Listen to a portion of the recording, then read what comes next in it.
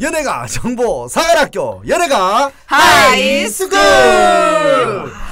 이규식이 돌아왔습니다. 깜짝 놀랐습니다. 저한테 갑자기 새해부터 이렇게 얼을 놓고 계세요. 저한테 뭔가 갑자기 손짓을 막 하니까 뭘 하라는 거야 하다가 문득 떠오른 게 이걸 해야 되는구나 내가. 동네 형님 하시는 열정에 한 10%만 하시면 동네 형님 지금 망치고 있거든요 제가. 잘할 수 있을 것 같아요. 동네 형님 지금 업로드를 안 시켜가지고 요걸 계속 먹고 있습니다. 그래도 최종 업로드는 저희 똑같잖아요. 12월 31일 아직 똑같아요. 그때 한번 올리고 네. 아직까지 한 번도 못 저희도 올렸습니다. 아직 31일 이후는 업로드 없으니까. 그렇습니까? 네. 알겠습니다. 아무튼 그 이유시에는 이제 좀 연초부터 사실은 좀 많은 또 이슈들이 좀 일어나고 있어가지고 많은 분들이 좀 관심을 갖고 있는데 좀 2개 정도만 이제 소개를 시켜드리면 좋을 것 같아요. 그래서 2개 정도 이제 말씀을 드릴 것 같은데 첫 번째 소식은 지금 뭔가 혼인 신고 이후부터 그 남편분의 자질, 뭐 이런 논란, 거짓말 그리고 여러 가지 그런 것들이 좀 불거지면서 거기다 장자연 사건까지 좀 등장을 했어요. 그러니까요. 좀 이렇게 좀 시끄러워지고 있는 낸시랭 왕진진 부부. 왕진진이라고 불러야지 전준주 씨라고 불러야지. 사실 그러니까 이 매체마다 좀 다르긴 하더라고요. 근데 저는 근데 이분의 그 이름은 제가 옛날부터 써오던 기사가 있었기 때문에 왕첸첸이라고 이제 많이 불러왔었거든요. 왕첸첸? 원래는 왕첸첸. 그러니까 그 진진이란 발음을 이제 중국식으로 하면 첸첸 이렇게 돼서 아마 본인이 그렇게 소개를 하셨기 때문에 왕첸첸이라고 저는 이제 생각하고 있었는데. 근데 이분이 자기 말로는 이렇게 마카오에서 태어났다고 이렇게 하는데 그 말씀을 좀 드리려고 하는 건데 그래서 이제 매체마다 좀 표현이 달라요. 그래서 왕진진이라고 하는 매체도 있고 또 이제 한글 이름을 살려서 전준주 씨라고 이제 하는 매체도 있고 했는데 하여튼 이 두 분의 그러니까 낸시랭이 사실 혼인신고했다는 것도 사실은 처음부터 이슈긴 했지만 갈수록 이 배우자가 어떤 분인가에 대한 양파처럼 계속 뭔가 좀 까면 깔수록 계속 나오는 나오니까. 여러 가지 의혹 때문에 많은 분들이 굉장히 궁금해하시고 그리고 제가 이 사건이 좀 도드라지고 나서 굉장히 주변에 연락이 많아요. 이유는 하나입니다. 그러니까 저는 실제로 이제 예전 장자연 씨 사건 때 이 사건을 취재를 했었고 또 이분을 또 한 뵌 적이 있었던 분이었기 때문에 더 아마 유일하게 이분의 얼굴을 그러니까 이분에 대해서 그 모든 게 까지기 전에 이분의 얼굴을 보셨던 분이 유일하게 하선배와 주진우 기자 두 분밖에 없었어요. 제가 순간적으로 주진우 기자급이 되나 저는 좋았어요 기분이. 좋다. 와 나 그럼 팟캐스트 하면 잘 되겠는데. 이거를 해야 돼. 그래서 사실 요 이제 그 기사가 이제 낸시랑 결혼 기사가 떴을 때 낸시랑만큼이나 핫했던 게 하선배예요. 왜냐 업계 기자들이 저한테 와서 연락을 이 설이 도는데 그 얼굴을 본 사람이 선배밖에 없으니까 인터뷰를 했었으니까 이 사람이 그 사람이 맞냐라고 확인할 수 있는 루트인 거예요. 제가 27일 날 보니까 영산구청에서 이제 혼인 신고를 처음에 했는데 28일 날 제가 이제 금요일인가 그래가지고 집에 쉬고 있었거든요. 그래서 청소하고 막 28일 그리 저희 국송년회한 날이죠. 송년회한 날에 제가 그날 아침에 건강검진을 받고 그다음에 이제 밥 먹기 전에 수면 내시경 이거 하고 있을 때 이거 하고 있을 때 1987을 보고 그다음에 이제 아는 분하고 점심 먹고 머리 자르고 막 그러고 있었거든요. 근데 정말 바쁠 연락이 계속 오는 거예요. 그래서 너 사진 보내줄 테니까 너 아는 사람과 맞냐고 물어보시는 다른 매체에서 그렇게 많은 거예요. 그래서 저 순간적으로 직감했죠. 이게 뭔가 나한테 확인하려고 하는구나. 그래서 제가 저희 매체에 보고하기 전까지는 잘 모르겠다고 그래서 잡아떼다가 저희 매체에 맞는 것 같다 얘기하고 나서 그때부터 이제 다른 매체도 맞다고 얘기를 해드렸던 기억이 있는데 그러니까 이름 때문에 혼선이 있고 하니까 맞는지 안 맞는지 사실 이제 보도로는 왕첸첸이라고 많이 됐었고 사실 이 본명인 전준주라는 본명도 사실은 많이 알려지지 않았어요. 그러니까 국적은 그럼 어떻게 되는 거예요? 그럼 일단 사건을 일단 먼저 설명을 해드릴게요. 27일 날 이제 두 분이 서울 용산구청에서 혼인 신고하는 것부터 시작됩니다. 맞아요. 그래서 그 혼인 신고를 하고 나서 그 낸시랭 씨가 두 분이 찍은 사진을 이제 인스타그램에 업로드를 하게 되거든요. 그러면서 처음 기사는 뭐였냐면 낸시랭이 결혼 혼인 신고를 했다 이런 식으로 나오는 거죠. 그래서 뭐 남편은 뭐 사업가로 알려졌다 뭐 이런 식의 문화 사업가, 문화 사업가 이런 식이었는데, 근데 이게 사실 낸시랭 씨가 이제 해시태그로 남긴 글이 이제 단초가 된 거예요. 그러니까 왕진진 뭐 이렇게 남편 이름으로 위안 컬렉션 왕진진 회장 이렇게 쓰게 된 거예요. 그러니까 좀 어차피 또 연예계 쪽에 관계된 분들 많고 하다 보니까 의심이 나오기 시작한 거죠. 내가 알던 그분이 맞나? 왜냐하면 이 그분의 정치라는 거는 또 과거에 장자연 사건까지 좀 거슬러가는 부분이 있거든요. 그래서 민감한 사건이죠. 그래서 이제 그게 좀 나오기 시작하는 거예요. 보도가. 그러니까 왕진진 회장 그는 누구인가? 이런 식에 대한 막 나오다가 과거 뭐 장자연 사건과 연관된 인물인가, 뭐 동일 인물인가 뭐 이런 얘기 나왔는데 이제 지금부터 이제 그때 얘기를 좀 해드리자면 네. 이 당시 이제 KBS ETV에서 이제 꽃보다 남자라는 드라마를 했었거든요. 맞아요. 지금 이제 구준표. 이민호 씨가 구준표 역할로 해가지고 김현중 씨가 뭐 이렇게 알아요. 나오시고 네. 그 되게 동전에 30% 하트죠. 넘게 시청률이 네. 나왔던 32%까지 나왔던 느낌이 있는데. 그래서 구주표 같은 거 아닙니까? 네, 그래서 제가 이민호 씨 처음 인터뷰할 때도 이민호 씨 이제 거의 드라마 시작 이후에 거의 바로 왔어요. 그때는 거의 시작하자마자 매체를 돌아왔거든요. 그래서 이민호 씨가 들어온다는 소식을 듣고 진짜 그 에너지 그때 그분들 오셨을 때처럼 네. 여고생들이 회사 앞에서 막 민호법 보겠다고 막 장사진을 치고 그 당시에 진짜 그랬을 거예요. 네. 거기 이제 장자연 씨가 그때 이제 2008년에 이제 장자연 씨가 출연하셨어요. 뭐로 출연하셨냐면 거기 구혜선 씨를 괴롭히는 3인방이 있었는데 그 중에 둘째인가 그분으로 나왔을 거예요. 그래서 약간 좀 도도하게 해가지고 막 무시하는 발언을 하고 했는데 이제 1부가 끝나고 구혜선 씨가 뭐 유학 갔다 오거나 이런 2부가 시작되기 전에, 그러니까 이민정 씨가 나오기 전에 이제 그분은 퇴장을 하셨죠. 그래서 이제 촬영을 계속 되고 있었는데 어느 날 이제 토요일 날인가 이제 기사가 나옵니다. 장자연 씨가 이제 스스로 목숨을 끊었다는 보도가 나오게 되거든요. 근데 저는 그 당시에 그 동작구에 이제 저는 숭실대 앞에 살고 있었어요. 근데 그 촬영장이 김현중 씨 옥탑방의 그 촬영장이 그 아시겠지만 그 독산동 고개 약간 중대 가기 전에 있는 고객길 있잖아요. 네, 알아요. 그 터널 있고. 네, 상도 터널. 알아요. 상도 터널 위 네. 고객길. 네. 거기에 옥탑방 그 촬영장이 있었거든요. 위에. 그래서 저는 생각보다 집이 안 먼 거예요. 그래서 제가 그래서 달려갔어요. 그래서 그 원래 쉬는 날이었는데 거기 현장 스케치를 좀 해줬으면 좋겠다라는 데스크에 지시가 있어가지고 갔는데 제가 이제 장자연 씨 뭐 돌아가셨다는데 뭐 들으셨어요? 그러니까 모르는 상황이었어요 거의 현장에서는. 그러니까 이 소식을 그날 뭐 오전에 났나 그랬고 제가 갔을 때는 오후였는데 제가 어떻게 보면 얘기를 처음 해드린 게 되더라고요. 그래서 뭐 거의 많은 분들이 당황하시고 그때부터 이제 약간 김현중 씨 소속사에서 전화가 와가지고 김현중 씨도 알게 되고 구혜선 씨도 소식을 듣게 되고 하면서 이제 갑자기 이제 빈소 가는 분들이 생기고 그래서 이제 그 사건이 사실은 되게 이슈화가 됐죠. 그래서 여러 가지 뭐 있었는데 이 이슈가 된 거는 단순히 뭐 약간 무명이었던 여배우가 목숨을 끊었다 이게 문제가 아니었고 이분이 뭔가 리스트를 남겨놓고 목숨을 끊었다. 그래서 이 장자연 리스트라는 것이 이제 저희가 뭐 많은 분들도 물어보시지만 실제로 연예계에서 배우들이 그 성상남을 갖다가 조건으로 뭔가 이렇게 이득을 얻는지에 대한 의문점들을 가지고 계셨는데 그에 대한 실증적인 어떻게 보면 그 증거가 될 수 있는 부분이 있었거든요. 그래서 그 리스트가 있냐 없냐, 뭐 리스트가 거기 누가 있냐, 뭐 이런 것 때문에 정말 약간 사회적 이슈가 된 거예요. 그래서 이제 저 입장에서도 이제 그런 거 취재를 하게 되고 당시 뭐 매니저분이라든가 이런 분들 만나고 빈소 가서 뭐 그래서 따로 이제 막 이렇게 그때는 이제 매체가 지금처럼 많지는 않으니까 단독 인터뷰를 따고 뭐 거리를 따기 위한 그런 경쟁이 좀 심했거든요. 근데 그 순간 어느 날 그 이듬해였을 거예요. 거의 이제 사건도 마무리되고 약간 이제 뭐 좀 지지부진할 때였어요. 그때 이제 연초였는데 편지가 한 통 옵니다. 편지가요? 네, 저한테 온 건 아니었어요. 한사장한테? 지금 이제 저희 유명하시지만 저희 제 4의 멤버 중국에 계시는 박은경 선배 한테 편지가 오게 돼요. 친필 편지요? 네. 근데 본인을 왕첸첸이라고 소개하는 편지가 오거든요.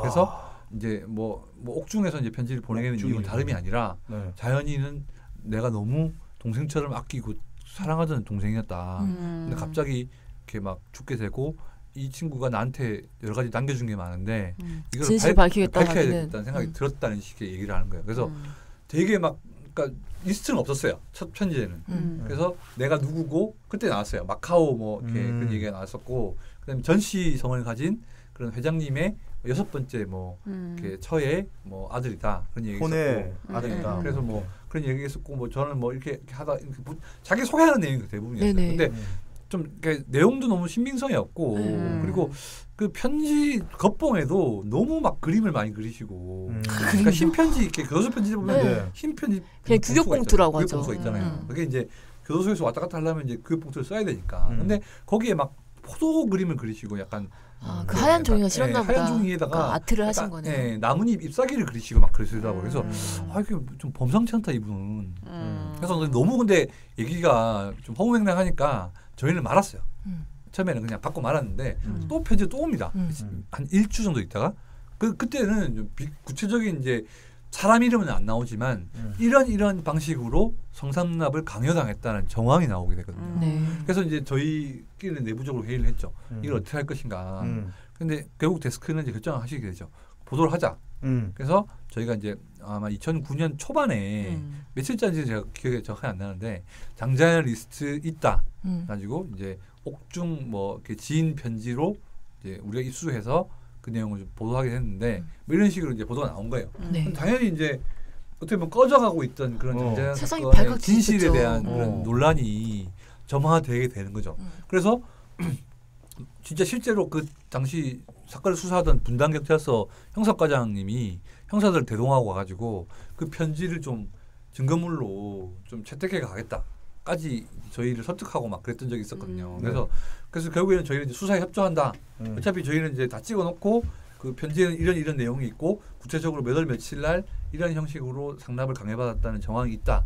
근데 이제 리스트는 이제 나오지 않았으니까 모르겠지만 리스트를 이제 저희는 설득해서 공개를 하게 하려고 하는 쪽이었었어요. 근데 그거를 이제 가가지고 국가수사에 이제 넘긴 거죠. 그랬더니 발표가 났는데 위조를 하는 거예요. 그러니까 이분이 장자연 씨의 필체를 보고 따랐었다. 이게 이제 경찰의 결론이었던 거예요. 그래서 그러면서 갑자기 이제 저희가 뭔가 좀 장자연 사건의 진실을 파헤치는 약간 선도하는 느낌이었다가 한순간에 뭔가 좀 대중들의 그런 질타를 받게 됩니다. 질타를 받고 굉장히 좀 비난을 받게 되는 상황이 된 거죠. 그러니까 그런 상황에서 저희 당시 데스크는 고민을 하셨던 것 같아요. 이거를 어떻게 하면 우리가 좀 돌파할 수 있을까? 아니면 좀 진실을 보일 수 있는 방법은 뭘까? 그랬더니 만날 수 있는 방법밖에 없겠다라고 이제 판단을 하시고 당시에 부서에서 가장 어렸던 가장 막내였던 저를 그때 제가 2년 차인가 그랬을 거예요. 2009년이었으니까 3년 차 정도 있었어요. 그런 저를 이제 구치소 교도소로 보내서 연애를 시키려는 이제 계획을 짜신 거예요. 그래서 제가 갑니다. 부산으로 KTX 타고 저는 전날 잠을 못 잤어요. 왜? 떨려서? 아니 왜냐하면 제가 이제 관련해서 뭐 이제 소문을 듣고 확인을 하잖아요. 그러면 이제 부산 주재하는 저희 이제 경향신문의 선배도 계실 거 아니에요. 그러면 이제 전화를 해서 통화를 해서 여쭤봤어요. 지금 좀 교도소 분위기가 어떠냐 그랬더니 기자들은 아무도 못 들어오게 한다. 그러니까 여기 주재 기자들은 다 얼굴이 알려져 있잖아요. 그러니까 당연히 접견이 허락이 안 되고. 외부에서 어떻게든 뭐 서울 기자들이 와서 만나려고 하는 것 같은데 다 들킨다. 그래서 다 접견을 거부당하고 있다. 야, 그럼 적격이 저는 이제 가서 쓰잖아. 네, 그러니까 저는 가서도 뭐 그냥 교도소 앞에서 그냥 발망 동동 구르다가 진짜 어떻게 보면 저희 매체의 그런 명예가 떨어진 상태에서 그냥 돌아올 수도 있는 상황이 된 거죠. 그러니까 너무 부담이 많잖아요.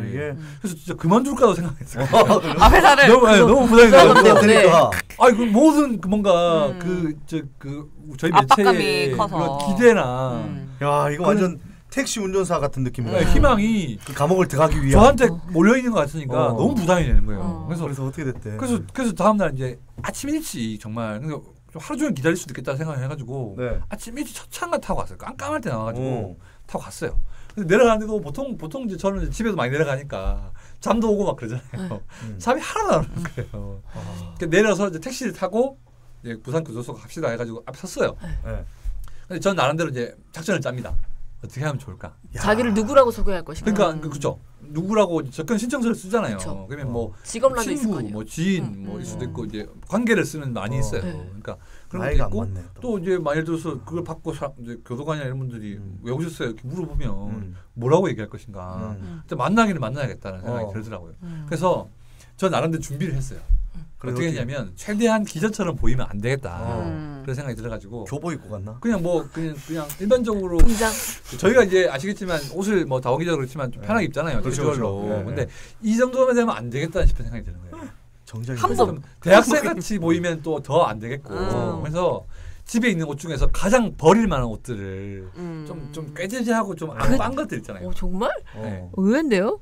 모자나 이런 것도 되게 막 이렇게 오래된 모자 같은 걸 썼어요. 모자를 또 이미 썼죠. 그래갖고 그때부터 저는 이제 제 장점인 사투리를 시작합니다. 쓰잖아. 제가 쓰니까 이제 이 친구가 보니까 부산 교도소 전 그때 전라도분인지도 몰랐어요. 왜냐면 이름밖에 모르니까. 근데 친구로 갔네. 부산 교도소니까 부산 분이지 않을까. 뭔가 좀 지방 분이지 않을까라는 생각이 들어가지고 친구처럼 행동하려면 제가 사투리 좀 살려서 쓰는 게 좋겠다. 그래서 이제 일단은 접견 신청서에다가 뭐라고 했어요? 친구라고 썼어요. 친구하기에는 나이 차가 좀 다르잖아요. 왜냐면 그분이 80년생으로 나왔어요. 네, 80년생이에요. 저하고 한 살 차이이기도 하고. 80년생인데 네.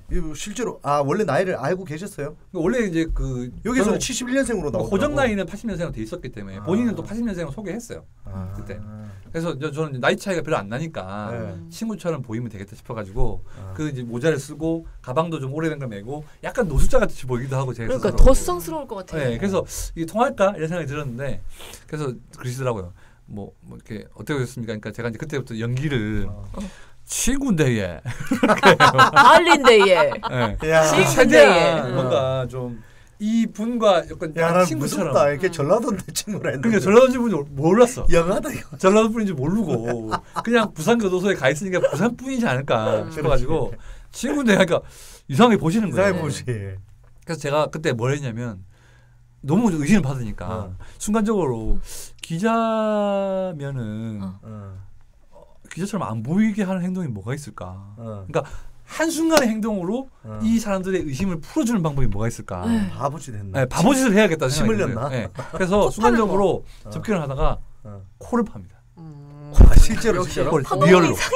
나도 그 생각했는데 코 파면 끝이에요. 왜 코파면 왜? 코 파면 끝이야. 코막이를 파요 그렇게? 그러니까 설마 이런 거죠. 그러니까 이 사람이 설마 기자일까 생각하게 되잖아요. 그래서 미친놈 설마 기자라고 와가지고 콜 앞에 사람 앞에서 보는 분 앞에서 파고 있고 실제로 제가 그 당시에 또 왕건이가 나와가지고 보기가 좀 괜찮았어요. 튕기고 막. 진짜 연기를 한 거죠. 약간 신곡감인데요. 야 들어가라 하고 싶다 진짜. 네, 그래서 이제 의심을 했어요. 이분들이 의심을 했지만 저를 이제 막 이제 보고 제 걸 막 서류를 보면서 저 손가락질을 막 하시더라고요. 근데 결국에 접근이 허용이 된 거죠. 다행이다. 네, 그래서 이제 들어가게 됩니다. 그때부터는 정신이 차렸죠. 이제 뭔가 이제 내가 볼 것을 물어봐야 되고 이 사람한테 들어야 되고 운이 좋으면 이제 영화에서처럼 리스트를 이렇게 종이로 이렇게 말아가지고 빼수주면 녹음기를 들고 왔어야지. 녹음기 근데 그게 다 검사가 돼가지고 들어가요. 그래서 이제 가방 같은 거 다 내려놓고 들어가요.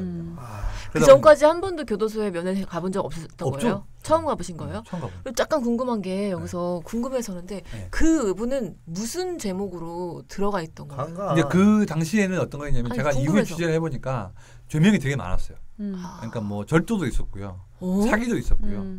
그다음에 뭐 좀 그런 그 성폭력 관련 그런 혐의도 있어가지고. 그 실형을 하셨던 분인데, 그러니까 이미 제가 취재한 바로는 2003년부터 이미 수감을 돼 있었던 분이었어요. 그래서 처음에는 김해 교도소에서 이제 복역을 하시다가 제가 접견하기 바로 전해인 2008년에 이제 부산 교도소로 이감이 돼 오셨던 분이었거든요. 그래서 그 이제 혐의는 나중에 봤었는데 저는 아무것도 정보를 모르고 갔죠. 만났어요. 근데 이분의 인상착의는 어땠냐면 되게 큰 잠자리 안경 같은 거 있잖아요. 안경도 커다란 안경을 쓰고 계셨고. 머리가 좀 길었는데 이렇게 2대8 가르마를 하셨었어요. 네. 그래가지고 목에다가는 형광색 스카프를 매셨더라고요. 안에서? 안에서. 그런 거 할 수 있어요? 저는 그래서 이게 가능한가? 아무리 그렇게 하지만 교도소에서 이렇게 뭔가 꾸민 것 같은 느낌이 드는 거예요. 약간 복고 스타일 이런 거 있잖아요. 너무 좀 과하게.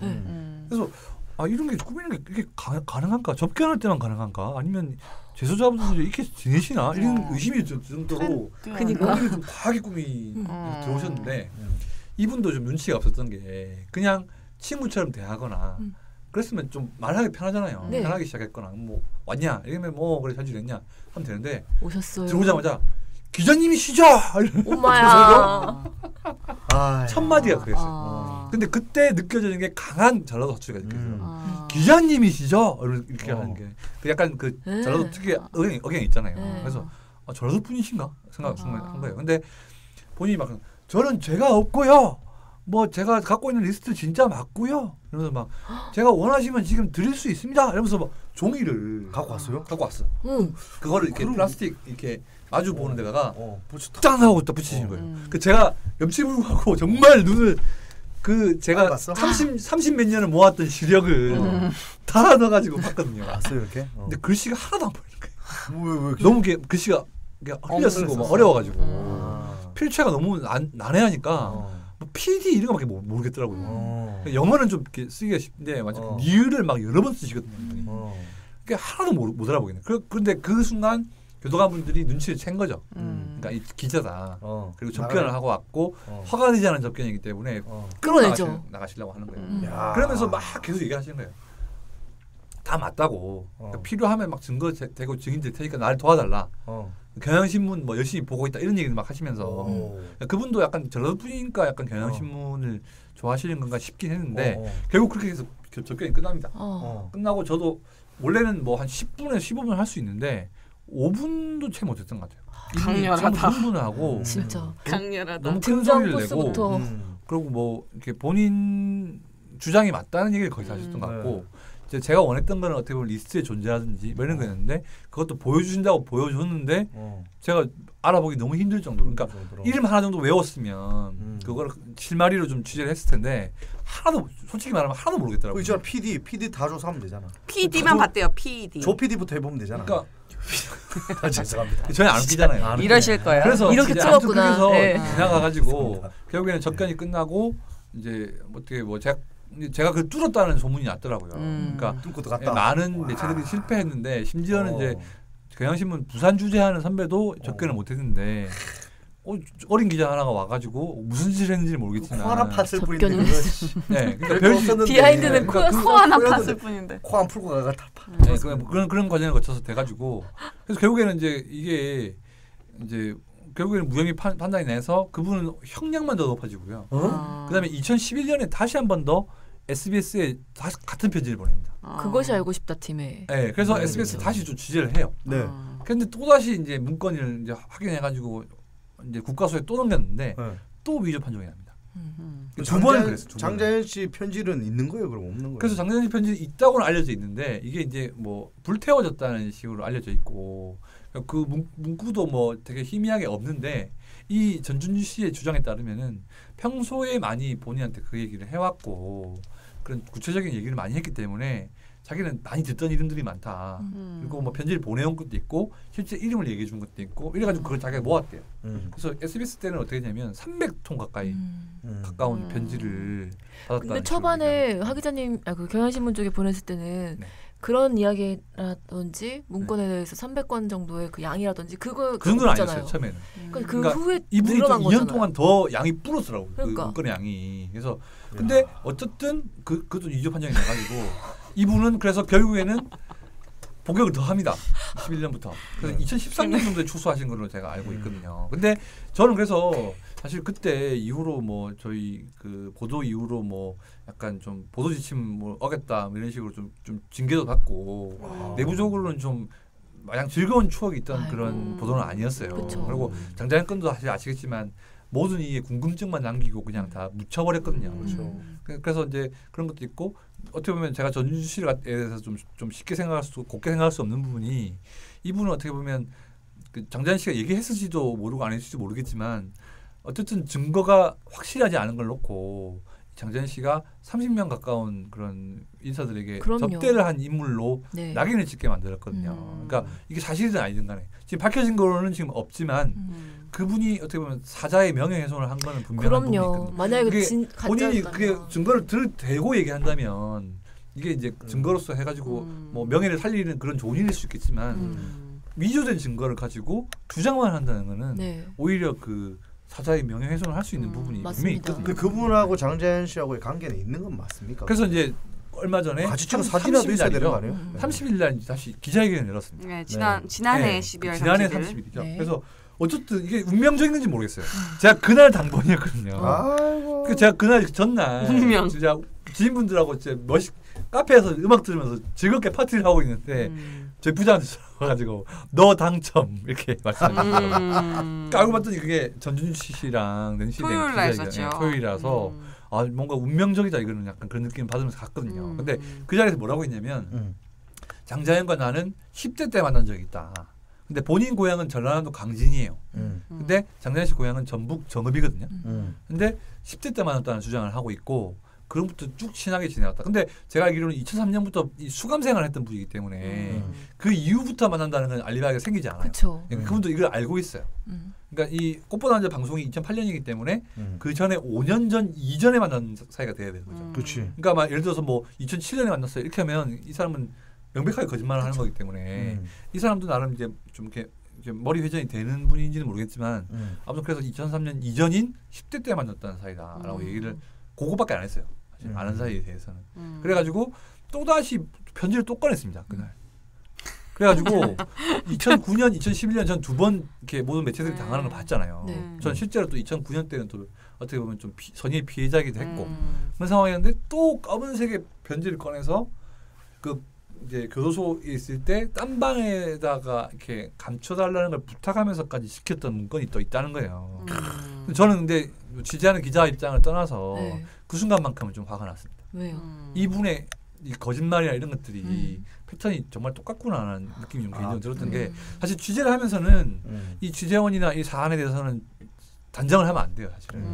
왜냐하면 100번 위조가 됐다 하더라도 그 한 번의 가능성을 향해서 가야 되는 게 사실 맞아요. 맞거든요. 맞죠. 근데 이 분이 갖고 있는 그동안의 행적, 그리고 그 패턴, 그리고 그 기자회견에서 핵심적인 말들을 피해 나가는 방법 같은 걸 보니까 아직도 이 사람은 제가 그 교도소 안에 봤던 그 모습과 별로 달라진 게 없구나라는 생각이 좀 개인적으로 들었어요. 과연 저는 그 사건 보면서 그분이 그렇게 함으로써 자기한테 이득이 되는 게 무엇이기 때문에 그렇게 그쵸. 죽은 망자까지 그렇게 명예훼손을 해가면서 그래서 이제 그 당시에 2009년이나 11년에 이럴 때 이분에 대한 여러 가지 뭐 분석이 있었는데 약간 망상 증상이 있다는 뭐 경찰의 발표가 있었고요. 네. 그리고 약간은 뭐 이렇게 정신적으로 좀 불안하시다. 뭐 이런 좀 망상이라는 건 사실 좀 주어진 상황보다 훨씬 더 크게 뭔가 받아들이고 상상을 부풀린다는 말씀이잖아요. 그러니까 본인이 장자연이 아니지만 그 건을 보고 영감을 받아가지고 마치 본인이 장자연인 것처럼 그거를 꾸며내서 썼다라고 발표하는 게 경찰의 발표인데 사실 이분이 이걸 위조했다고 하거나 해서 얻어지는 건 거의 없어요. 본인도 그날 그 말을 했거든요. 내가 왜 장자연 편지를 위조하면서까지 내가 유명해지려고 하겠습니까? 저는 그런 이유가 없는 사람이에요. 그냥 저는 문화사업만 하면 되는 사람인데 왜 제가 이걸 하려고 했어요? 그래서 저희는 오히려 그걸 거꾸로 여쭤보고 싶거든요. 사실은. 왜 근데 당신은 그런 행동을 했습니까? 그런 거에 대한 답이 없는 거죠. 어떻게 보면. 그래서 그날도 이제 사실은 낸시의 사건으로 돌아가면 네 가지 총 의혹을 받은 게 있었거든요. 그러니까 첫 번째는 이제 사실혼 관계에 있는 여성이 있다. 맞아요. 그래서 그분이 낸시 씨를 협박했다. 이런 혐의가 그런 의혹이 있었고 두 번째는 이제 아까 정희 씨 말씀하신 대로 71년생이냐 80년생이냐 그런 나이에 대한 의혹이 있었고 세 번째는 이 과연 장자연 사건 때 편지를 투서해서 위조 판정이 났던 그 왕첸첸이 맞느냐. 네 번째는 지금 고미술품 거래와 관련해서 소송 중인 건이 한 3건 정도 있는데 그 관련해서 이제 여부를 물어보는 질문이었어요. 근데 핵심들은 조금씩 비켜 나갔어요. 그러니까 시원하게 인정한 거는 내가 왕진진입니다. 내가 전준주가 맞습니다. 그거밖에 없어요, 사실은. 한 가지 더 있었죠. 전자발찌를 착용했느냐 안 했느냐. 근데 그것도 확실하게 대답을 안 했어요. 그러니까 의혹이었는데 그것도 굉장히 착용하고 있다고 알고 있었는데 그것도 뭐라고 했냐면 착용했다는 얘기는 안 하시고 그게 왜 궁금하신가요? 라고 대묻는 걸로 끝이 났거든요. 그러니까 이제 저도 알겠지만 웬만한 좀 상식을 가지고 계신 분들은 그렇게 반응을 했을 경우에는 맞겠구나라는 생각을 하시는 게 좀 자연스럽잖아요. 근데 이후에 보니까 디스패치 보도나 이런 걸 통해서 그 이제 사실혼 관계였던 그 여성분의 집에 누군가 침입해서 전자발찌 충전기를만 빼갔다. 이런 보도가 나오면서 이 주체가 또 이 전 씨가 아니냐라는 의혹이 좀 생기고 있거든요. 그래서 그 당시에 있던 많은 의혹들도 뭐 사실혼 관계에 있는 분의 관계도 그러니까 뭐 비즈니스로 만났는데 누구나 봤을 때 좀 결혼한 것처럼 느껴졌을 수는 있겠다라고 하는 게 그분의 대답이었고요. 그다음에 고미술품 관련해서도 아직 소장을 받은 게 없기 때문에 내가 이 사건에서 아는 게 없다. 그러니까 뭐 그냥 법원에서 나오라고 하거나 재판을 하면 성실하게 받겠다 이런 거였고 그다음에 이제 그 나이 의혹 같은 것도 뭐였냐면 홍콩에서 태어났다고 하면서 9살에 호적에 올렸다고 본인이 얘기하는 거예요. 본인이 원래 71년생인데 9년을 그냥 호적이 없는 상태로 있다가 학교도 안 다녔나?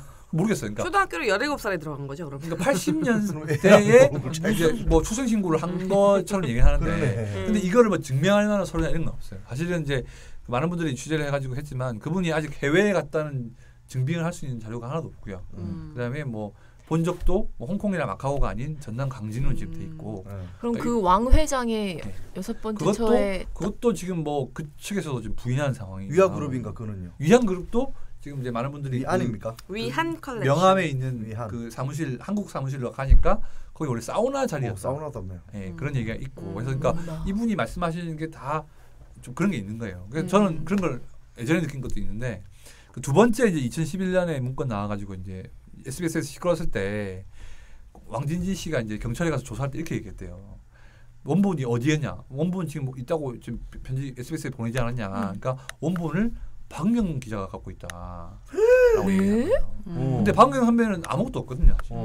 근데 돌려막기를 하는 거죠. 그러니까 원본이 박영 내가 제보했던 기자한테 있다. 그래서 형사들이 온 거죠 다시 한번. 와 진짜 곤욕을 치렀네. 선배는 그걸 듣고 너무 화가 난 거예요. 아니 지금 아무것도 없는 얘기를 나를 뒤집어 씌워서 만드는 것 같으니까 너무 화가 나셨고 원본도 당연히 없었을 뿐더러 원본은 가장 갖고 싶은 게 저희였겠죠 사실은. 그렇지. 저희 명예 회복도 있으니까. 근데 그 방식인 거예요. 그러니까 자기한테 없다는 그 얘기를 증명하기 위해서 딴 사람을 이용하는 거예요. 저기 있다.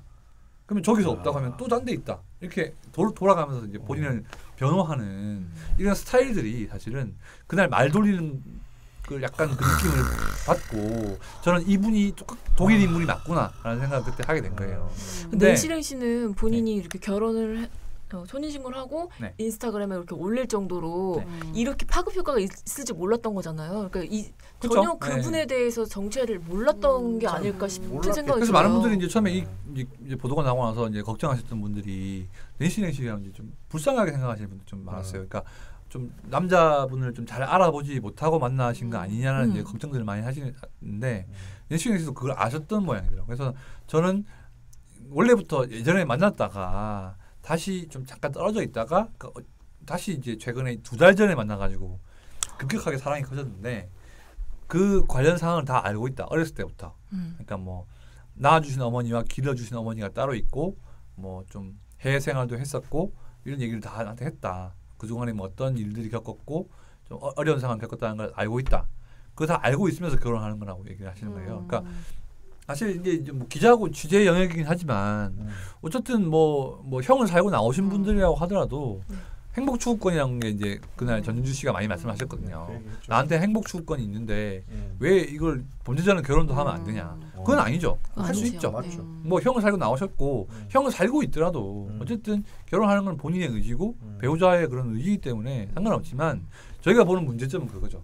그러니까 그 낸시랭 씨의 남편이라는 어떻게 보면 지금까지 뭐 마카오의 회장 아들 뭐 300억까지 자산가 뭐 이런 얘기들은 이렇게 약간 뭔가 좀 정황이 없잖아요. 증명이 안 되고. 근데 낸시랭의 남편이라는 건 증명이 될 수 있는 거니까. 이제 그걸 가지고 뭔가 또 이제 비소가 될 수 있는 추가 피해가 생기지 않을까 하는 우려가 있는 거고요. 두 번째는 그 이제 장재현 씨에 관련된 거죠. 이 문건이 있다고 계속 주장함에 따라서 뭐 본인이 결혼하고 이런 건 상관없지만 돌아가신 분을 놓고 또 한 번, 세 번째로 이렇게 같은 방식으로 좀 일종의 모욕이죠. 그런 걸 주려고 하는 건지 이런 부분들은 그 개인의 뭐 행복 추구권과는 별개의 문제고 오히려 그 유족이라든지 이런 분들의 행복 추구권을 뺏는 행위가 될 수 있거든요. 그러니까 이런 가족들이 굉장히 괴로워한다고. 네, 그런 부분들을 굉장히 우려하기 때문에 그분의 뭐 정체라든가 이런 거를 빨리 좀 진면목이라든가 의도를 좀 파악하는 게 중요하다고 생각하고 있는 부분이 있는 거예요. 그래서 지금 뭐 사건은 그 이제 기자회견 이후로 근데 사실 그 기자회견에 낸시랭 씨 지인분이 사회를 보셨는데 이분도 너무 이 전 씨가 말씀하시는 게 좀 마음에 안 들었나 봐요.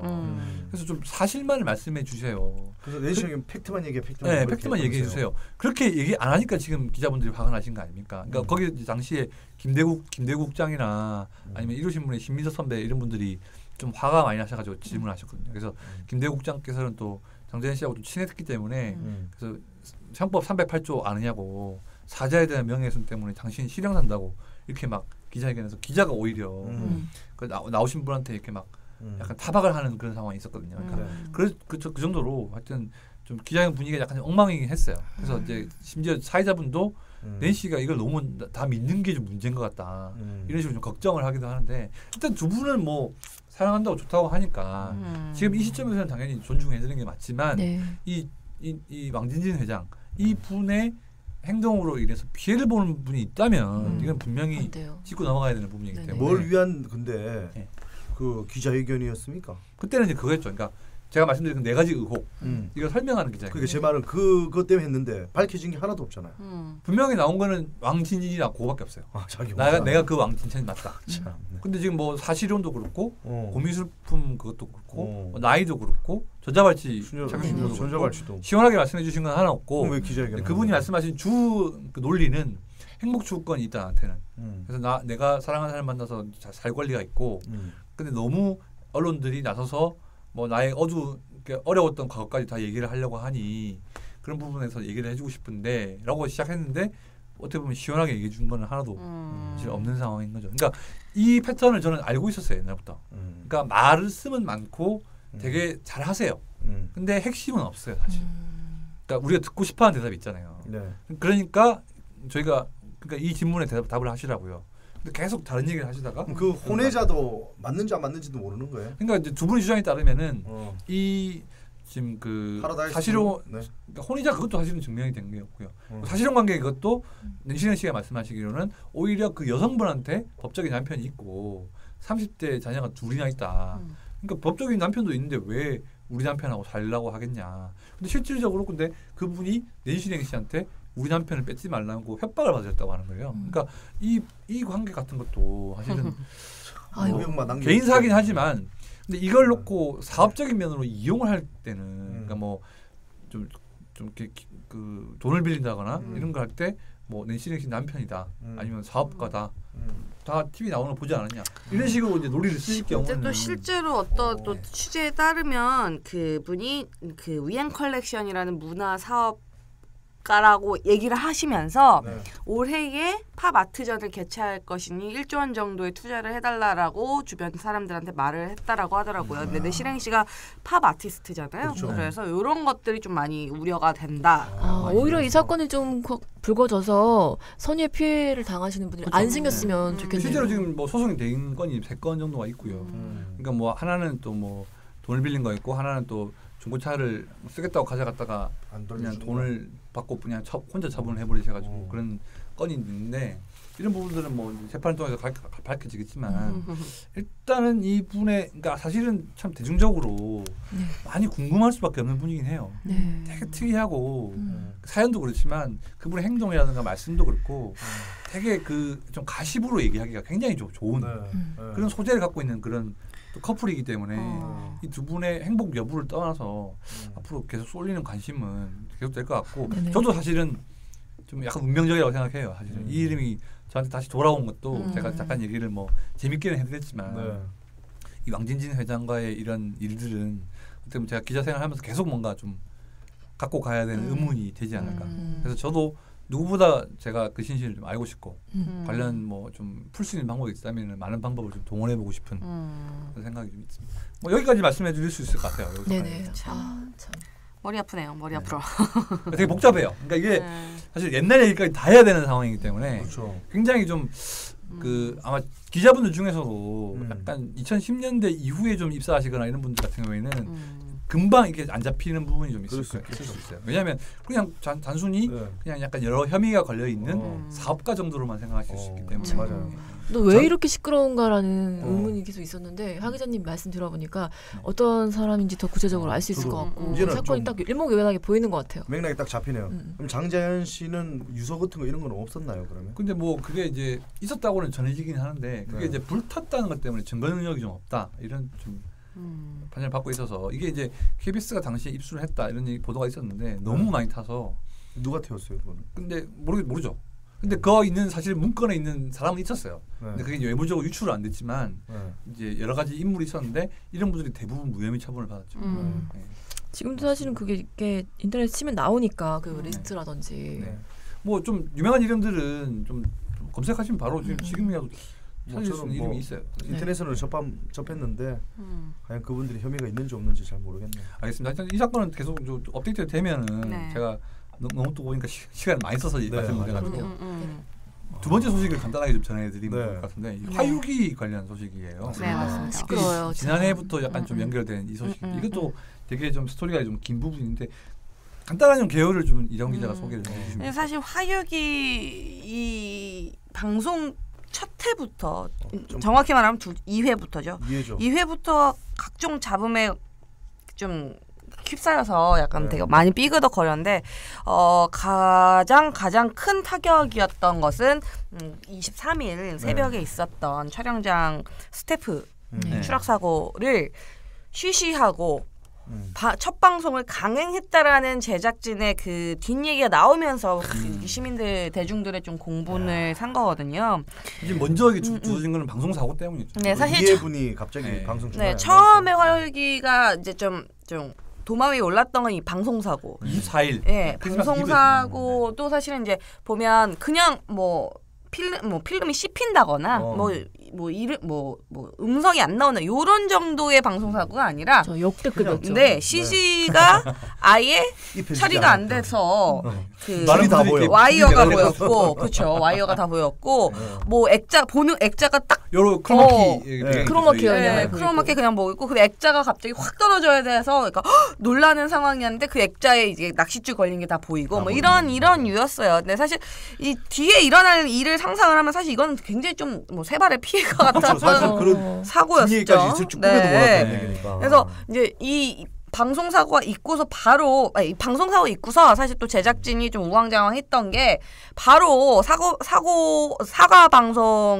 자막을 내보내고 방송을 중단했으면 이렇게까지 일이 커지지 않았을 텐데 중간 광고를 또 한 10여 분간 10여 분 넘게 윤식당 2의 또 예고 방송도 넣어놓고 막 이게 이제 화요일을 기다렸던 팬들은 너무 화가 나는 거죠. 이승규 씨는 어떻게 됩니까 그러면?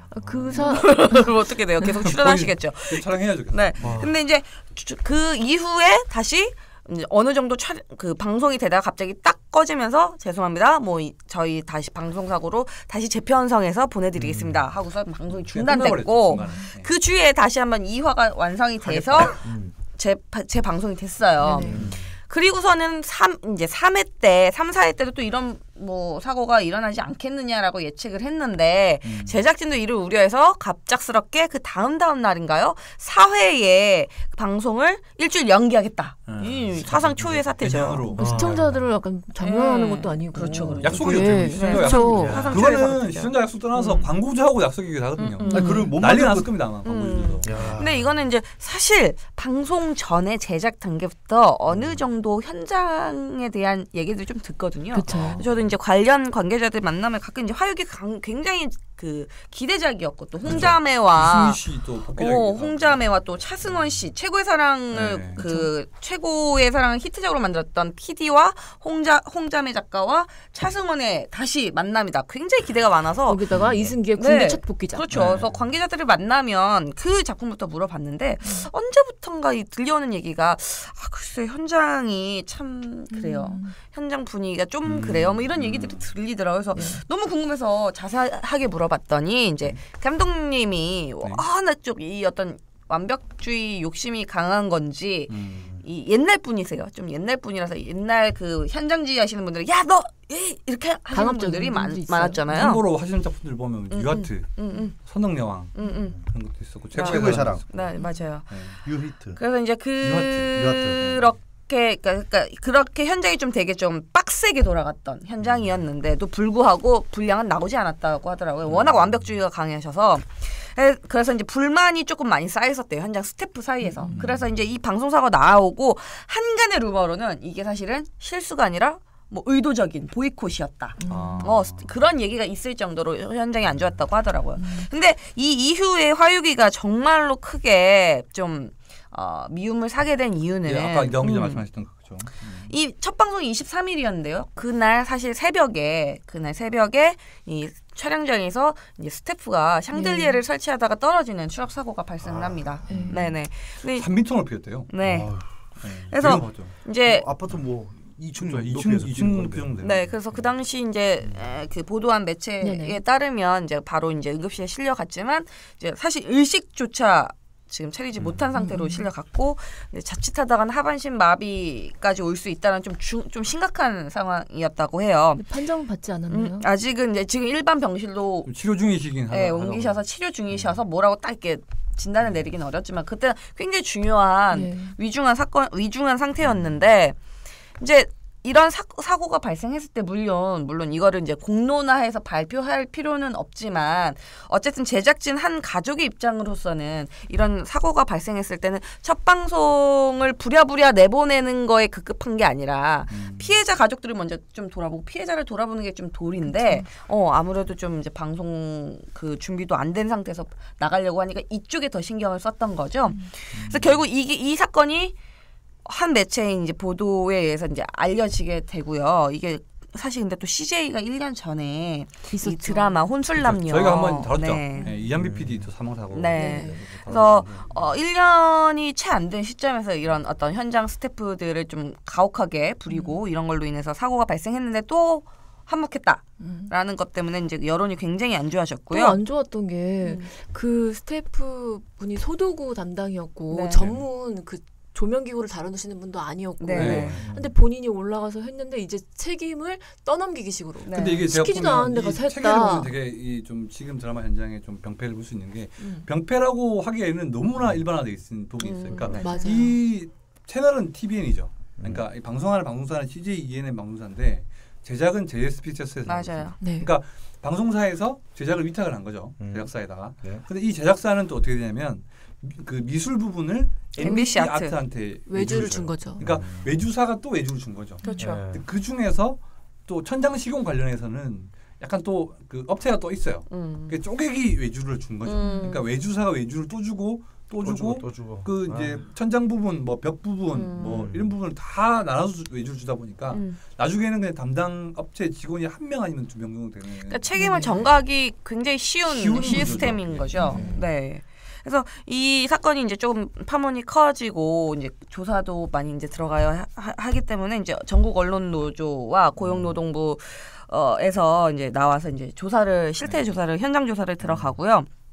이게 이제 4일 날 기자회견 그 공식 발표가 있었어요. 근데 이제 저 언론 노조 측하고도 전화를 했었었는데 사실 그 당시 현장 감식을 했었을 때 전 좀 들었을 때 놀랐던 건 일단 사다리를 타고 올라가서 샹들리에를 고치는데 철제 사다리가 아닌 목재 사다리였다. 좀 목재 사다리를 아직도 쓰나. 시골에서나 감딸 때나 그렇죠. 그러니까요.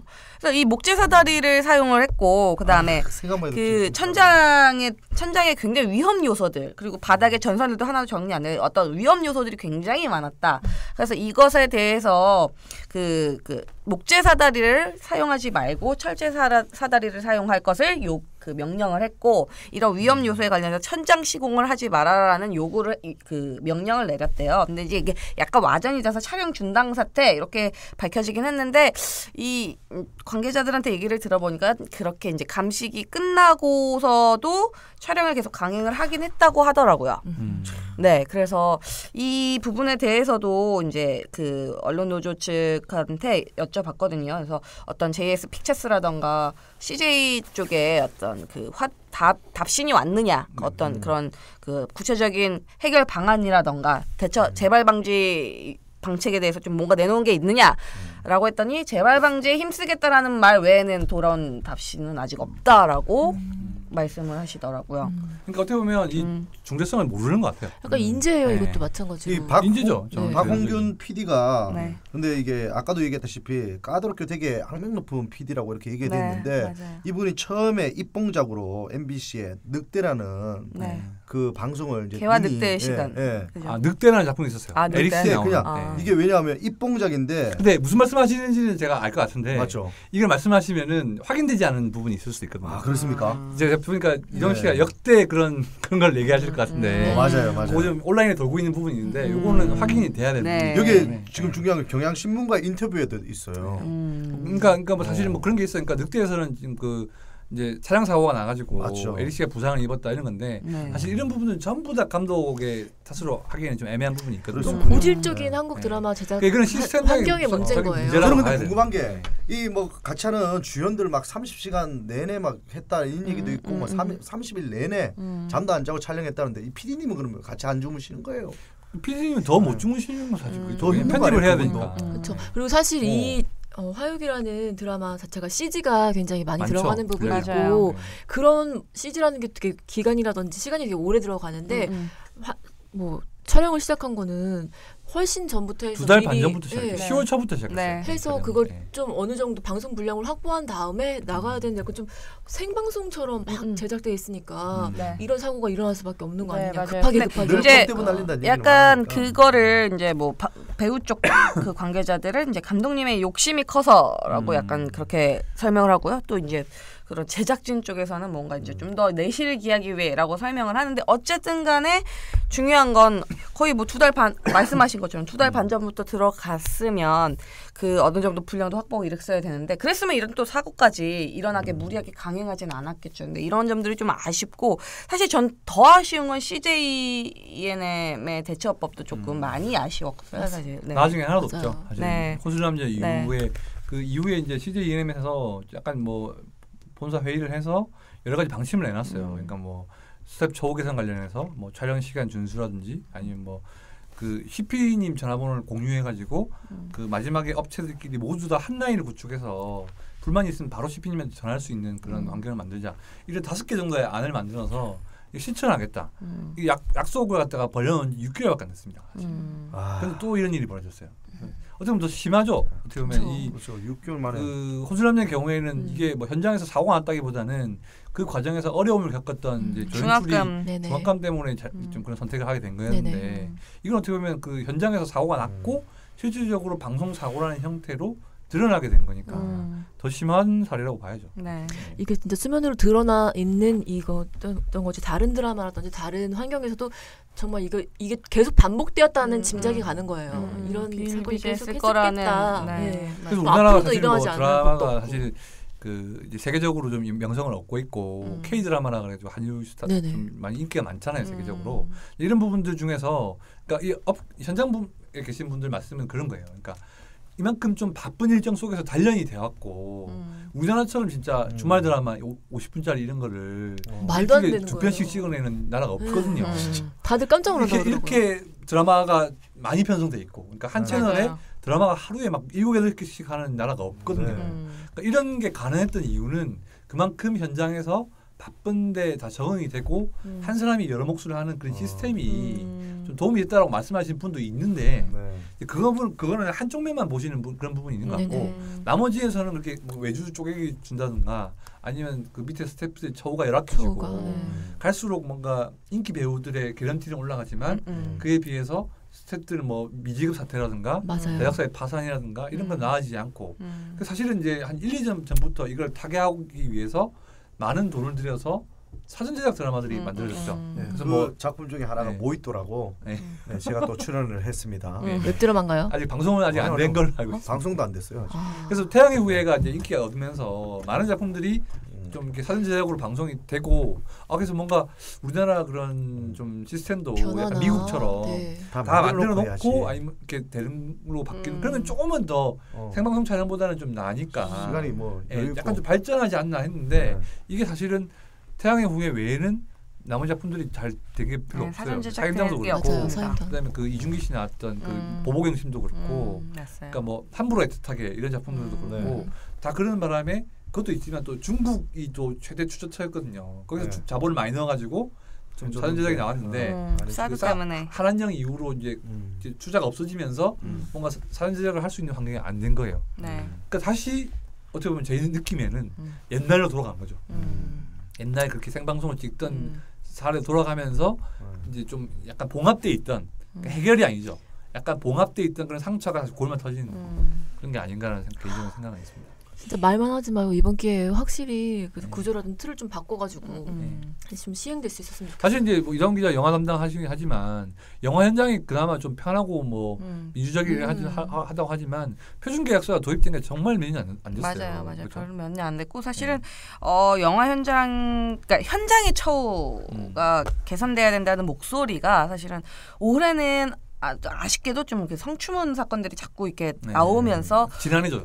그런 어떤 배우의 그 어떤 뭐 그러니까 어떤 배우가 그런 얘기를 하시더라고요. 배우라는 직업이 뭐 어떤 직장인들처럼 9 to 6로 왔다 갔다 하면서 늘 반복되는 일상을 겪는 사람들은 표준 계약서가 유효하지만 사실은 배우라는 직업, 이 현장이라는 직업은 굉장히 생물 같기 때문에 어떠한 돌발 변수가 일어날지 모르는데 그 계약서 정말 필요하지만 그 계약서에 또 첨부 계약서가 필요할 만큼 현장이 굉장히 좀 돌발 변수가 많다 이런 얘기를 하시더라고요. 그만큼 또 어려운 곳이 현장이고 그러니까 아무래도 영화는 그래도 어느 정도 기한을 딱 잡고 개봉이라는 게 있기 때문에 그렇죠. 그 시험이나 대본도 다 나온 상태에서 그렇게 해서 좀 그러니까 좀 유도리 있게 그러니까 융통성 있게 돌아갈 수 있는 현장인데도 그런 얘기가 나오면 드라마를 찍는 그 시스템은 정말 열악하다라는 답밖에 안 나오거든요. 맞아요. 얘기 듣는데 뭐 어떻게 한순간에 바뀌지는 못하겠다라는 생각이 드네요. 답답합니다. 근데 이제 이걸 저희가 이제 확인하고 문제점이 있다고 얘기해야 되는 계기가 꼭 이렇게 인명사고가 나야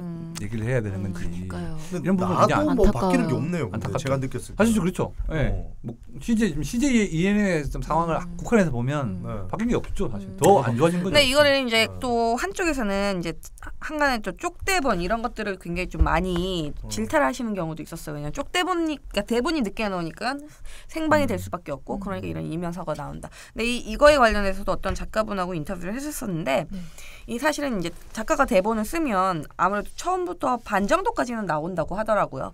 그런데도 이제 거기 이제 PPL PD들이 투입이 되면서 이게 고치는 거죠. 네, 그것 때문에 바뀌기 때문에 쪽대본이 나올 수밖에 없는 구조다라고 얘기를 했고 또 실제로 어떤 그 작가 드라마 작가를 좀 오래 했던 분이 드라마를 그만둔 이유가 드라마 작가를 하면 4개월 동안 햇빛을 못 본대요. 오피스텔이나 이런 데서 이제 계속 작업실이라고 그래서 사람다운 생활을 하지 못한다 이런 얘기를 하시는 걸 보니까 뭔가 이제 뭐 왜 이런 기간이 있었는데 오랫동안 준비를 못했느냐라고 뭐 이렇게 질책도 가능하지만 사실 또 그런 좀 어떤 상업적인 그런 비즈니스적인 시스템의 문제도 있었다 이런 것들도 좀 얘기를 하시더라고요. 그럴 수 있겠군요. 뭐 어쨌든 대한민국의 드라마를 그렇다고 없애라. 뭐 딱 이제 뭐 한 500만 만들어라. 뭐 이렇게 할 수는 없잖아요. 그건 너무 군사 정권 하에 그렇게 할 수도 없기 때문에. 뭐 아니면 도야. 근데 어쩔 수가 없으니까. 왜냐하면 정말 많은 경쟁 드라마들이 많다 보니까 맞잖아요. 몇 개만 있으면 되는데 너무 많은 드라마들이 지금 있고 심지어 웹 드라마까지 막 나오는 추세다 보니까 이 작업 환경이 더 개선되고 더 좋아지기보다는 더 열악해질 수 있는 확률이 높아지겠다는 생각이 들어서 뭐 어떤 대안을 제시해봤자 그게 먹히겠나라는 생각이 좀 듭니다. 저는. 먹힐 수 있죠. 먹힐 수 있습니까? 대안을 제시해야죠. 대안을 제시하고 이렇게 해. 하지만 그 현장에 제가 촬영해 보니까요. 그게 어떻게 시스템적으로 이게 만들어서 할 수 있는 게 아니거든요. 뭐 대사를 제가 야 3분 안에 그거 다 찍어내? 한데 막 그 배우가 예를 들어 NG를 계속 낸다든지 아니면 스텝이 뭘 하나를 놓고 왔다든지 뭐 이런 돌발 사항들이 너무 많기 때문에 어떤 딱 정해놓고 그 시간에 해내. 뭐 이런 것들이 안 되다 보니까 그러니까 기본적으로 이제 저는 그 뭐 현장에서 이제 바쁨 같은 거는 이제 어쩔 수 없는 부분이라 치더라도 그러니까 약간 바꿀 수 있는 부분은 있다고 생각하는 게 편성이나 이런 부분이라고 생각하거든요. 그러니까 맞아요. 제가 아까 앞서서 말씀드렸다시피 주말극 이런 걸 50분짜리를 일주일에 2개씩 찍는다고 하지만 사실 1극의 경우는 더 하죠. 30분짜리를 갖다가 5회를 찍으니까. 근데 거의 세트 촬영이 많다고 하지만 이렇게 이런 분위기가 있는 게 사실은 이 드라마 이 편성에 있어서의 그런 여러 가지 방송사들의 정책이 원래 처음에는 길이 싸움이었었어요. 그래서 아시겠지만 뭐 72분물 막 이래가지고 각 3사 국장들끼리 모여가지고 70분 아래로 줄이자. 그리고 이런 협의를 했는데 뭐 어디서 깨기도 하고 막 이런 게 많았거든요. 근데 지금 그거는 좀 지켜지고 있어요. 많이 내려와가지고 중간 광고 요즘에 들어오잖아요. 들어오니까 약간 60 합하면은 좀 70분이 넘는데 좀 실질적으로 나오는 시간 따지면 한 60 몇 분이 4분 5분 되는 게 있는데 기본적으로 드라마가 많이 편성되는 게 문제라고 보거든요. 그러니까 원래는 이제 이걸 줄여야 한다는 얘기가 있었는데 오히려 줄기보다는 뭐 금토극 뭐 이런 식으로 변종 장르들이 또 생기고 그러니까 뭐 이제 우차사 얘기를 나오지만 우차사도 예전에 한번 그 주말 시간에 있었다가 밀려난 이유가 드라마가 들어오면서부터 그런 거야. 그러니까 토요일 일요일 드라마가 다 2편씩 있는 거죠. 그러니까 주말 드라마는 옛날에는 저희 느낌에서는 한 편이었잖아요. 그래 맞아요. 근데 9시 드라마가 있고 또 10시 때 주말 드라마가 또 있어요. 심지어 금토 또 드라마가 들어오고. 그러니까 금토 일 거의 3일을 다 드라마를 이렇게 그 시간대 다 봐야 되는 거니까 이게 시청자의 채널 선택권이나 이런 문제도 있겠지만 방송사들이 당연히 드라마가 좋죠. 왜냐하면 돈이 되죠. 그 예산에 비해서 훨씬 그 시청자를 붙잡아 놓을 수 있는 게 크고 그리고 또 팔 수도 있잖아요. PPL이라든가 판권 판매에도 유리하기 때문에 좋긴 하지만 이게 그렇게 막 이렇게 편성에 있어서 그런 어떻게 하면 많은 드라마를 틀 수 있을까라는 그런 궁리를 하는 사이에 그걸 만들어야 하는 하청 입장에서 그러니까 뭐 현장 PD들이나 배우들 입장에서는 점점 그게 좀 감당하기가 쉽지 않아지는 게 아닌가 싶은 생각이 있어요. 이걸 뭐 법으로 정비하기는 좀 제가 봤을 때는 문화를 재단한다는 건 무리가 있겠지만 자체적으로 이렇게 뭐 시간대를 좀 정한다든가 아니면은 좀 그 쿼터를 좀 정해가지고 하루에 몇 분 이상 좀 드라마를 방송하는 건 좀 지양해달라는 식의 좀 규정이 있다면은 아니면 아예 옛날처럼 12시 딱 되면 화면 조정 뜬 다음에 찍 그러잖아요. 아 맞아 옛날에 그랬다. 그거를 다시 도입하는 건 어때? 진짜 아쉬웠어요. 동해 물가백 그 외국어 나올 때 진짜 아쉽잖아요. 문화는 근데 그렇게 재단하면 안 되는 거고 자율적으로 뭐 조정할 수 있게끔 뭐 화면 조정할 거면 저는 참고로 10시부터 11시 하는 드라마 있죠. 다 없애야 됩니다. 왜요? 그때 사실 막 내용들이 좀 자극적인 내용들이 많아요. 맞아. 우리 국민들이 자기 전에 그렇게 자극적인 영화를 보고 잡니다. 꿈자리 뒤숭숭해요.